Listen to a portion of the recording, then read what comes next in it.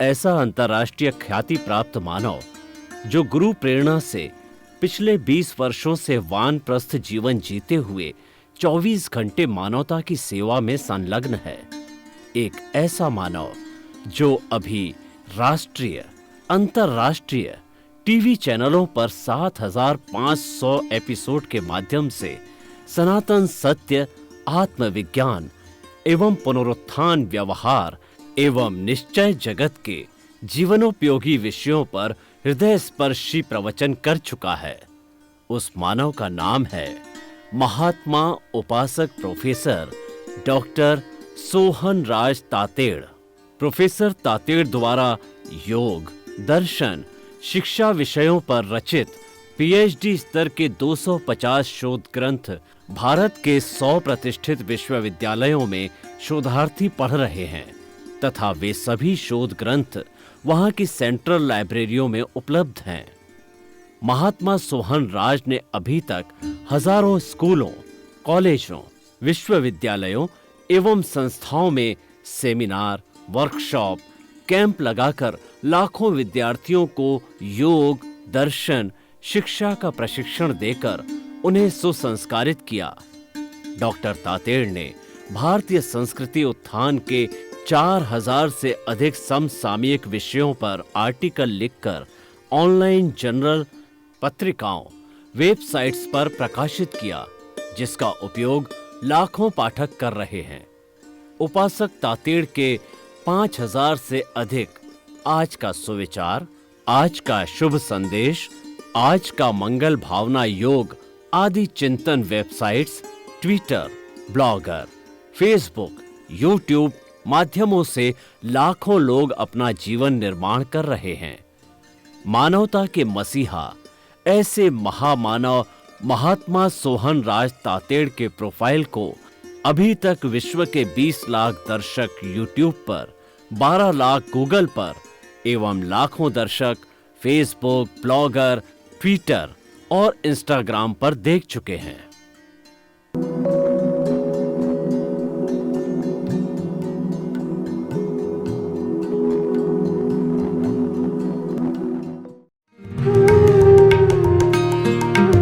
आइए, सुनिए, देखिए, समझिए सनातन सत्य।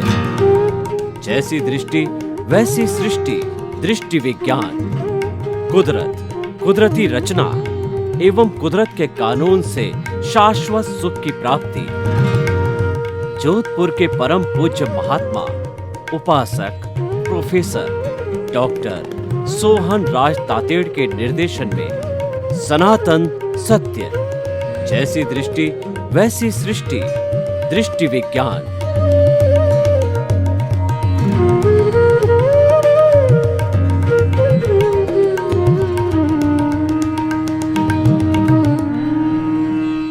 भाइयों और बहनों, मातृशक्ति को नमन।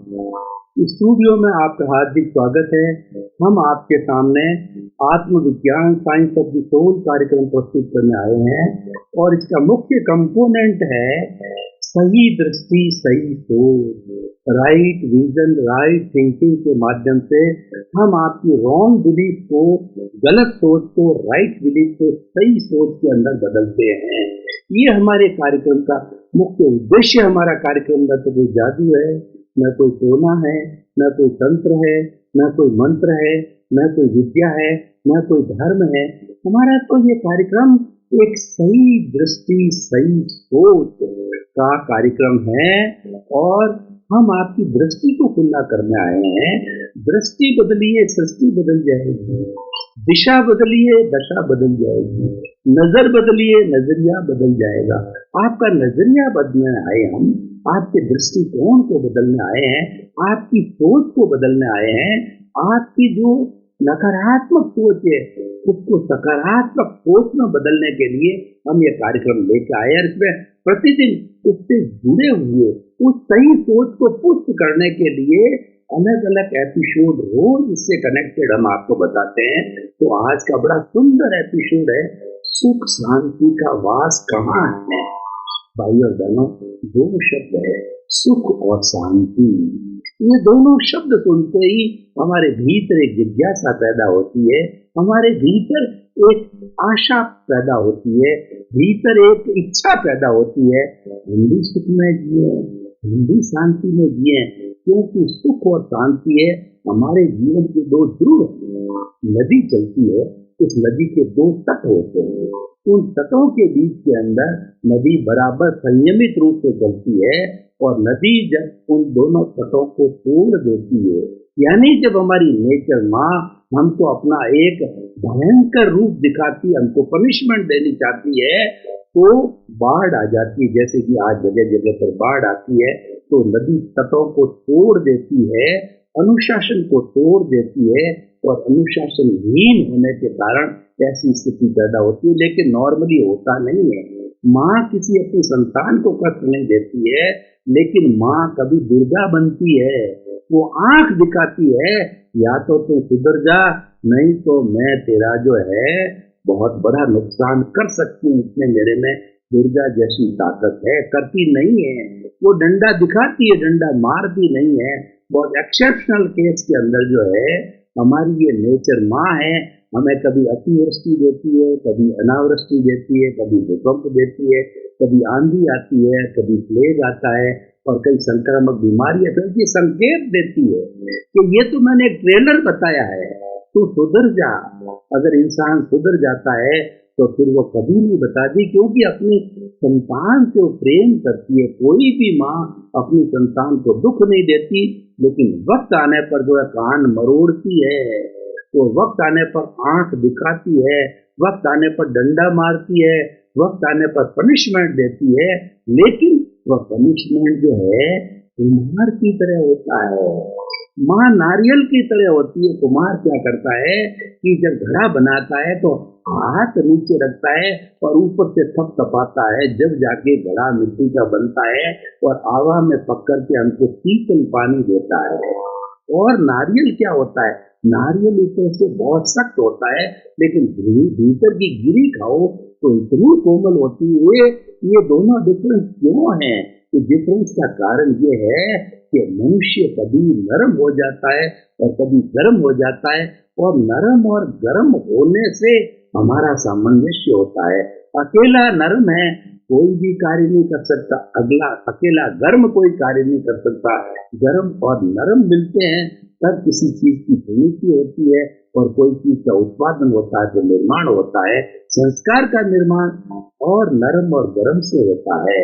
कभी माता पिता गर्म हो जाते हैं, कभी माता पिता तो हमेशा नरम ही रहते हैं, नरम रहना चाहते हैं, परंतु गर्म क्या है कि अपनी संतान जब गलत रास्ता पकड़ लेती है तब वो मजबूरी में उसको शिक्षा देने के लिए, उसको संस्कार देने के लिए वो गर्म होते हैं, गर्म होना नहीं चाहते हैं। तो सुख और शांति का वास कहाँ है?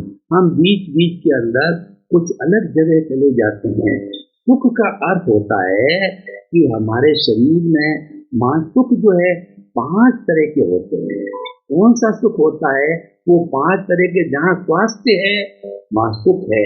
तो हमारा वर्ल्ड हेल्थ ऑर्गेनाइजेशन के अंदर उन्होंने 5 तरह के स्वास्थ्य की बात की है, और सबसे पहले ये कहा गया है कि 7 सुखों में पहला सुख निरोगी काया, दूसरा सुख घर में धन और माया, तीसरा सुख स्त्री आज्ञाकारी, चौथा सुख जो है संतान आज्ञाकारी, पांचवा सुख है कि घर में वासा, घर में चलनी चाहिए, छठा सुख है कि राज में वासा, राजकाज में हमारा सम्मान होना चाहिए, और सातवां सुख है धर्म में वासा।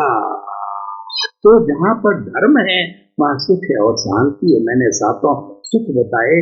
हर एक व्यक्ति को 7 सुख मिलते नहीं है, बहुत पुण्यशाली होता है उसको 7 सुख मिलते भी हैं। तो हमने पहला सुख निरोगी पाया।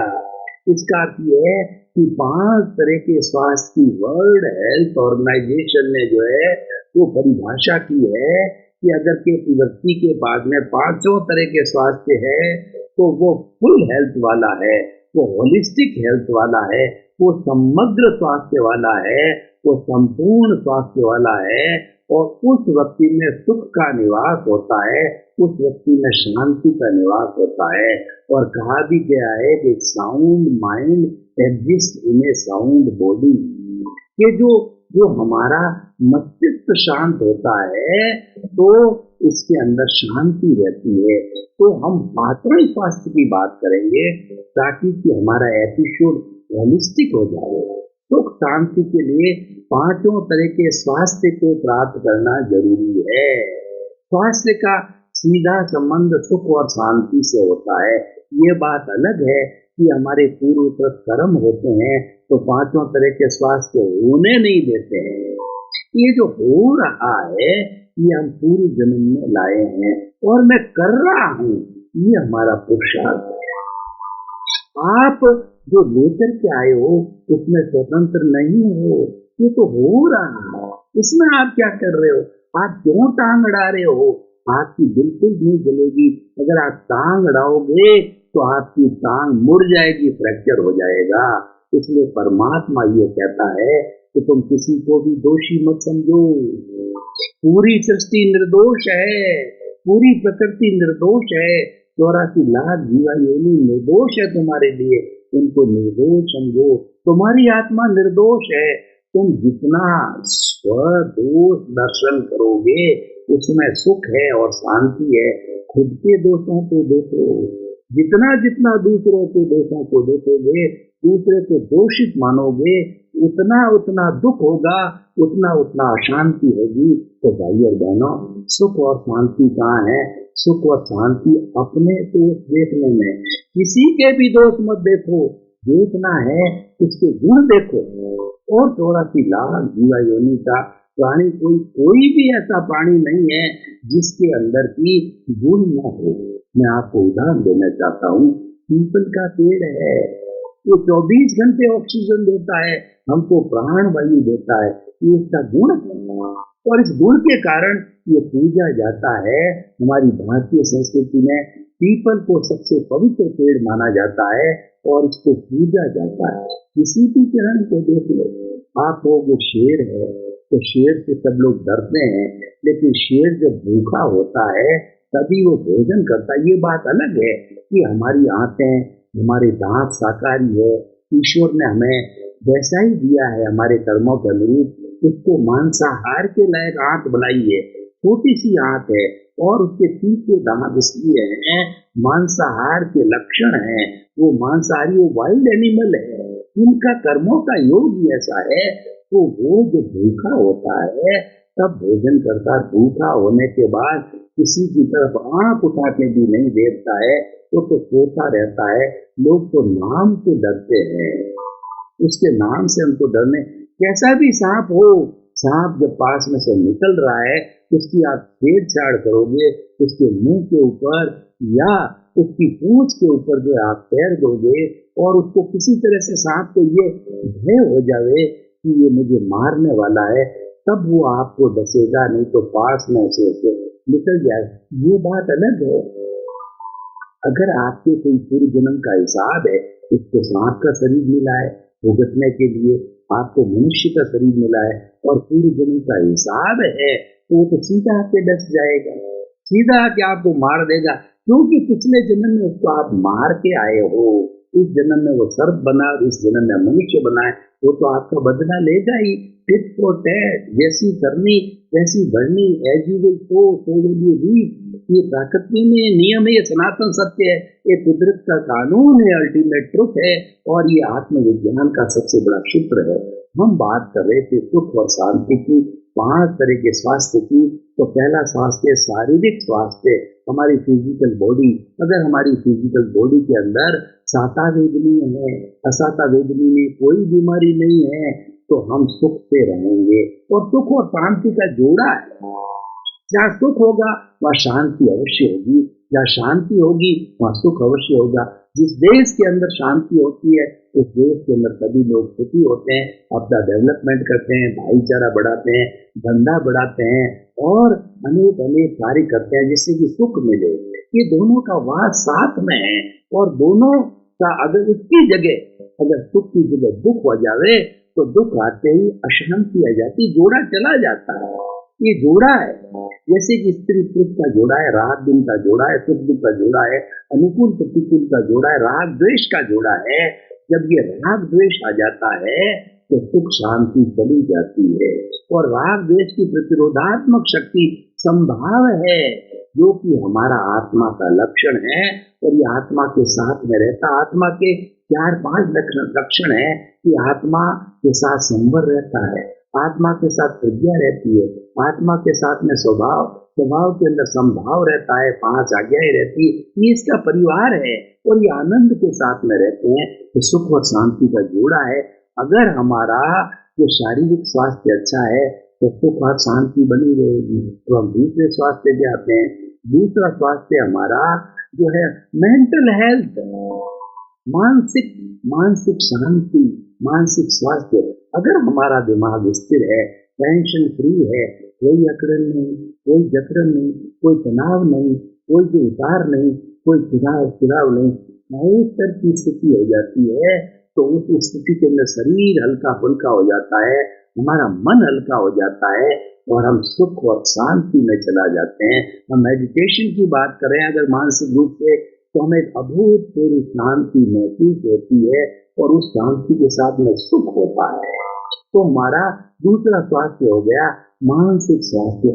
तीसरा स्वास्थ्य इमोशनल हेल्थ, हमारा भावात्मक स्वास्थ्य। ये बड़ा इंपॉर्टेंट स्वास्थ्य। इसमें कौन से आते हैं कि हमारा राग द्वेष, हमारा कषाय, हमारा क्रोध मान माया लोभ, ये 4 चंडाल चौकड़ी जब ये दबे रहते हैं, ये शांत रहते हैं, ये नियंत्रण में रहते हैं, ये जो है कमरे में बंद रहते हैं, ये उपशम की स्थिति में होते हैं, तूफान नहीं खाते हैं, तो हमारे को सुख शांति होती है और हमारा भावात्मक विकास होना चाहिए। हर बच्चे को, हर व्यक्ति को भावात्मक विकास करना चाहिए कि हमारे इमोशंस है वो कंट्रोल में रहे। देखिए राग द्वेष तो रहेगा, लेकिन जो राग द्वेष चार्ज होने वाला है वह राग द्वेष हमें दुख देता है। देखिए चार्ज और डिस्चार्ज 2 चीजें हैं। हम जब बैटरी को, मोबाइल की बैटरी को चार्जिंग में लगाते हैं तो वो जो है वो हमारा मोबाइल धीरे धीरे गर्म होता है। यूं चार्जिंग बढ़ती है मोबाइल गर्म होता है, क्योंकि इसके अंदर जो है हमारी अग्नि का प्रसारण होता है। इस कारण वो गर्मी को धीरे धीरे यूं मोबाइल के चार्जिंग की जो है कैपेसिटी बढ़ती है, गर्मी बढ़ती है। अब इस प्लग को हटा दीजिए, 100% चार्ज हो गया। फिर आप देखिए उसके बाद में धीरे धीरे मोबाइल यूं डिस्चार्ज होगा तो ठंडा होता जाएगा। और ये जो चार्जिंग है ये पुकारता है, ये जो है हमें पछाड़ता है, हमें सुख, हमें दुख और अशांति में लाता है। और डिस्चार्ज वाला जो राग द्वेष होता है वो अलग तरह का होता है। डिस्चार्ज वाला राग द्वेष की ताकत समाप्त हो जाती है। बैटरी का 100% से धीरे धीरे 90, 80, 70 और आते आते 0 पे आ जाती है। तो 0 पे आने पर तो मृतवत हो जाता है मोबाइल। हमारा किसी से बात भी नहीं होती है, वो सो जाता है, वो मुरझा जाता है, डिस्चार्ज हो गया। ठीक यही जो है कार्य प्रणाली हमारे डिस्चार्ज और राग द्वेष की है। ये मैं क्यों कह रहा हूँ? क्योंकि हमारे इमोशनल हेल्थ से जुड़ा हुआ है कि हमारा राग द्वेष को समाप्त करके और धीरे धीरे डिस्चार्ज राग द्वेष को लाइए और डिस्चार्ज को 0 पे ले जाइए। उस वक्त हम सिद्ध बुद्ध और मुक्त बनते हैं। चार्जिंग को रोकना पड़ेगा सबसे पहले। ये चार्जिंग की अवस्था को हम आश्रव कहते हैं। और उसके बाद के अंदर डिस्चार्ज की जो अवस्था होती है वो निर्जरा कहलाती है। और जो हमारी जो है डिस्चार्ज की अवस्था निर्जरा है, चार्ज की अवस्था जो है, और डिस्चार्ज पूर्ण कब होता है? संवर की स्थिति होनी चाहिए। डिस्चार्ज का प्लग हटा दो, जो चार्ज का प्लग हटा दो, चार्जिंग का प्लग हटाते ही आपका डिस्चार्ज चालू हो जाएगा। और उसके साथ साथ के अंदर जो है वो हमारे को सुख और शांति मिलनी चालू हो जाएगी। क्योंकि अहंकार धीरे धीरे चार्ज से डिस्चार्ज की ओर आ रहा है। तो हमारे जीवन का लक्ष्य होना चाहिए कि ज्ञान लेने से ये चार्ज और डिस्चार्ज होते हैं। ज्ञान लेने से, ज्ञान लेने का अर्थ क्या है कि आपके क्रोध, मान, माया, लोभ, अहंकार का चार्जिंग पॉइंट हटा दिया हमेशा हमेशा के लिए। अब जितना इसमें 100% तक चार्जिंग भरी पड़ी है बैटरी में, वो जितने उसी तरीके से हमारे जन्म जन्मांतर के जितने भी कर्म हैं वो डिस्चार्ज अवस्था में होते हैं। उसको हम संवर की स्थिति कहते हैं, उसको हम निर्जरा की स्थिति कहते हैं। आश्रम हमारा बंद हो जाता है और धीरे धीरे बर्फ की टीला की तरह पिघलते जैसे कि बैटरी डिस्चार्ज होती है, वो पिघलते जीरो की अवस्था में आ जाता है। यानी एक भी राग द्वेष का, भावनात्मक विकास का, कर्म भावनात्मक गिरावट का एक भी परमाणु नहीं रहता है, तो ये आत्मा सिद्ध बुद्ध और मुक्त बनती है। तो ये हमारा तीसरा स्वास्थ्य। और चौथा स्वास्थ्य हमारा आध्यात्मिक स्वास्थ्य। आध्यात्मिक स्वास्थ्य का मतलब होता है हम अपनी आत्मा के स्वभाव में आए। अभी हम तीसरे की बात, राग द्वेष की बात कर रहे थे, तो राग द्वेष विभाव है। राग द्वेष से हटा करके संभाव में आओ। संभाव हमारा स्वभाव है। तो स्वभाव के अंदर जब हम आएंगे तो आध्यात्मिक शांति होगी, हमको सुख मिलेगा और शांति मिलेगी। तो सुख और शांति का भाइयों बहनों वास कहाँ है? वास जो है आध्यात्मिक स्वास्थ्य में है। स्वास्थ्य का है इमोशंस के कंट्रोल होने में है, हमारे राग द्वेष को पछाड़ने में है। सुख और शांति कहाँ है? कि हमारे शरीर के अंदर फसाता वेदनीय नहीं आना चाहिए, वहाँ सुख और शांति है। और वो कैसे नहीं आएगा? कैसे आएगा? ज्ञाता दृष्टा भाव में रहने से आएगा, स्वभाव में रहने से आएगा, विभाव से हटने में आएगा। अब हम अगले 5वें स्वास्थ्य की बात करें तो वो हमारा सामाजिक स्वास्थ्य है, वो हमारा सोशल हेल्थ है। ये जो है हमारा टेस्ट है। यानी आपने शारीरिक स्वास्थ्य को प्राप्त किया, मानसिक स्वास्थ्य को प्राप्त किया, भावनात्मक स्वास्थ्य को प्राप्त किया, और उसके बाद के अंदर आपने जो है आध्यात्मिक स्वास्थ्य को प्राप्त किया। अब परीक्षा देने के लिए तैयार हो जाइए। परीक्षा देने के लिए हमारा सामाजिक स्वास्थ्य है। आप घर में रह रहे हैं, आप में सुख और शांति का निवास होना चाहिए, और आप समाज के बीच में सुख और शांति का निवास होना चाहिए। आप जो है अपने वर्किंग जगह पर है, सुख और शांति रहनी चाहिए आपके भीतर। जो व्यक्ति सुख और शांति वाला है वही दूसरे को सुख और शांति दे सकता है। जो व्यक्ति दूसरे को दुखी क्यों करता है? क्योंकि वह दुखी है। व्यक्ति दूसरे को टेंशन में क्यों डालता है? क्योंकि वह खुद टेंशन के अंदर है। व्यक्ति ज्यादा बोलता क्यों है? वो दिखाता क्यों है? क्योंकि उसके भीतर कुछ नहीं है, कोई व्यक्तित्व नहीं है। वो दिखाता है कि मैं व्यक्तित्व वाला हूँ, लेकिन जो व्यक्तित्व वाला होता है उसको दिखाने की क्या आवश्यकता? हीरे को अपने मुंह से बोलने की क्या आवश्यकता है कि मैं 1.25 लाख का हूँ? या गुड़ को क्या बोलने की आवश्यकता है कि मैं मीठा हूँ? गुड़ जो है आपने स्वाद चखा तो मीठा ही लगाएगा। गुड़ के लिए कहा जाता है, और आत्मविज्ञान से जुड़ा हुआ है। आत्म अनुभव की बात है, आत्म अनुभव बात की जो कोई करे जो बात, तो गौआ गुड़ खाई के कहे कौन मुक्ता। आत्मविज्ञान कार्यक्रम ऐसा है, इसका स्वाद लेने के लिए अनुभव करना पड़ता है। ये शब्दों में व्यक्त नहीं किया जाता है। ये गूंगे व्यक्ति को गुड़ दिया जाता है। आप उससे पूछते कैसा स्वाद है, तो बोलेगा आ आ आ। वो ये कहना चाहता है ये मीठा है, लेकिन इसकी भाषा हम नहीं जानते हैं। इसीलिए ये आत्मा अनुभव जन्य है। आत्मा हथेली पर नहीं दिखाई जाती है। कुछ लोग जो अज्ञानी है वो जीवात्मा है। वो जो लोग जो है वो मतलब वो आत्मा में विश्वास नहीं करते हैं, वो नास्तिक है। वो लोग ये कहते हैं हमको हथेली पर आत्मा को दिखाओ, तो जो है हम माने की आत्मा है। तब हम उनको जो चूतिया भरते हैं, उनकी चमड़ी को मरोड़ते हैं, तो जोर से चिल्लाता है। तो हमने कहा यही आत्मा का अनुभव है। तो तुम क्यों चिल्लाए? पहले क्यों नहीं चिल्लाए? ये अनुभव करवाती है आत्मा। और ज्यादा अगर आपको स्पष्ट अनुभव करना हो, आप हॉस्पिटल में जाइए।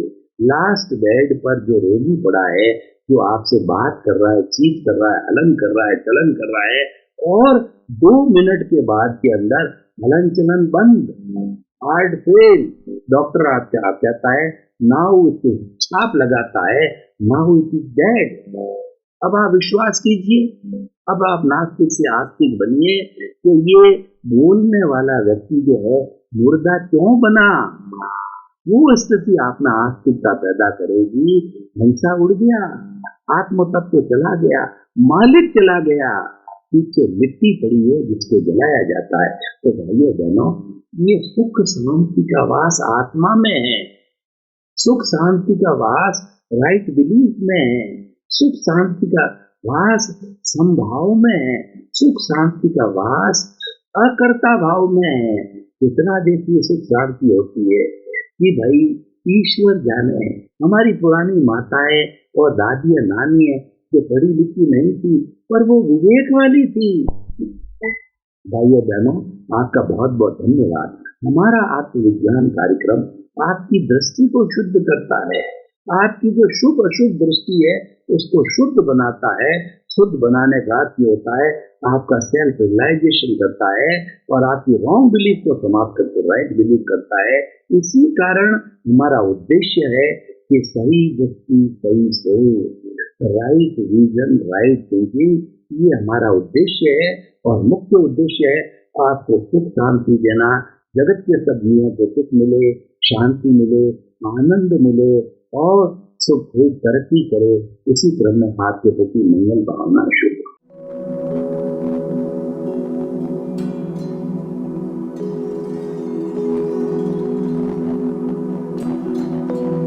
एक ऐसा अंतर्राष्ट्रीय ख्याति प्राप्त मानव जो गुरु प्रेरणा से पिछले 20 वर्षों से वानप्रस्थ जीवन जीते हुए 24 घंटे मानवता की सेवा में संलग्न है। एक ऐसा मानव जो अभी राष्ट्रीय, अंतर्राष्ट्रीय टीवी चैनलों पर 7,500 एपिसोड के माध्यम से सनातन सत्य, आत्मविज्ञान एवं पुनरुत्थान व्यवहार एवं निश्चय जगत के जीवनोपयोगी विषयों पर हृदय स्पर्शी प्रवचन कर चुका है। उस मानव का नाम है महात्मा उपासक प्रोफेसर डॉक्टर सोहन राज तातेड़। प्रोफेसर तातेड़ द्वारा योग, दर्शन, शिक्षा विषयों पर रचित पीएचडी स्तर के 250 शोध ग्रंथ भारत के 100 प्रतिष्ठित विश्वविद्यालयों में शोधार्थी पढ़ रहे हैं तथा वे सभी शोध ग्रंथ वहां की सेंट्रल लाइब्रेरियों में उपलब्ध हैं। महात्मा सोहन राज ने अभी तक हजारों स्कूलों, कॉलेजों, विश्वविद्यालयों एवं संस्थाओं में सेमिनार, वर्कशॉप, कैंप लगाकर लाखों विद्यार्थियों को योग, दर्शन, शिक्षा का प्रशिक्षण देकर उन्हें सुसंस्कारित किया। डॉक्टर तातेड़ ने भारतीय संस्कृति उत्थान के 4000 से अधिक समसामयिक विषयों पर आर्टिकल लिखकर ऑनलाइन जर्नल, पत्रिकाओं, वेबसाइट्स पर प्रकाशित किया, जिसका उपयोग लाखों पाठक कर रहे हैं। उपासक तातेड़ के 5000 से अधिक आज का सुविचार, आज का शुभ संदेश, आज का मंगल भावना योग आदि चिंतन websites, Twitter, blogger, Facebook, YouTube माध्यमों से लाखों लोग अपना जीवन निर्माण कर रहे हैं। मानवता के मसीहा ऐसे महामानव महात्मा सोहन राज तातेड़ के प्रोफाइल को अभी तक विश्व के 20 लाख दर्शक यूट्यूब पर, 12 लाख गूगल पर एवं लाखों दर्शक फेसबुक, ब्लॉगर, ट्विटर और इंस्टाग्राम पर देख चुके हैं।